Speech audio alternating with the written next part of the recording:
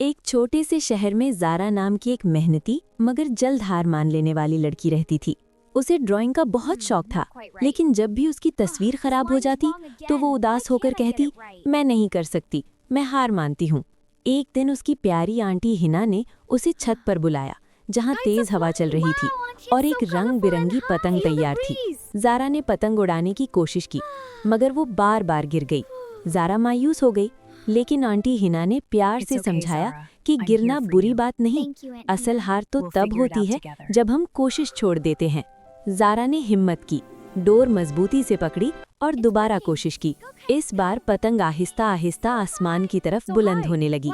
ज़ारा खुशी से झूम उठी और उसे एहसास हुआ कि मुसलसल कोशिश ही कामयाबी का रास्ता है। उसी रात उसने दोबारा ड्राइंग शुरू की और इस बार हार नहीं मानी। आखिरकार उसने सीख लिया कि कभी हिम्मत नहीं हारनी चाहिए, क्योंकि हर नई कोशिश हमें कामयाबी की एक कदम और करीब ले आती है।